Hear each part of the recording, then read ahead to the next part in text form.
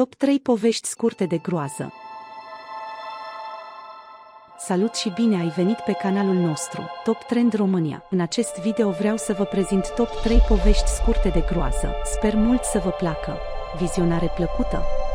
De fiecare dată se întâmplă același lucru. Copii enervanți și oameni în toată firea vin la geam strigându-mi numele. Uneori râd, alteori mă înjură, iar alteori încerc să le arăt tăieturile de pe față. Odată cineva mi-a spus că el mi-a omorât copilul, dar nu am înțeles despre ce vorbește. Am învățat să ignori, mai ales atunci când este o singură persoană, nici nu doi ofer atenție.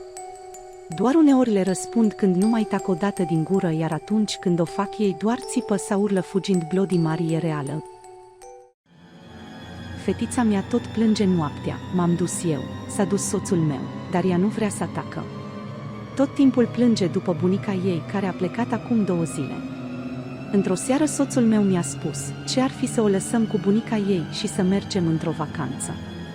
Așa s-ar putea liniști și ea. Am stat puțin și m-am gândit, e o idee destul de bună, ai dreptate, și așa mâine o îngropăm, avem tot timpul să ne facem planurile după. Îmi iubeam soția, iar acum că urma să avem un copil o iubeam și mai mult. Într-o zi, cam pe la începutul lunii decembrie, doctorul ne-a spus că micuța noastră are cordonul înfășurat în jurul gâtului și este în pericol. Soția mea s-a supărat, nu îmi plăcea să o văd astfel. Dacă copilul va muri, ea va fi devastată, iar eu nu știu ce aș putea să fac.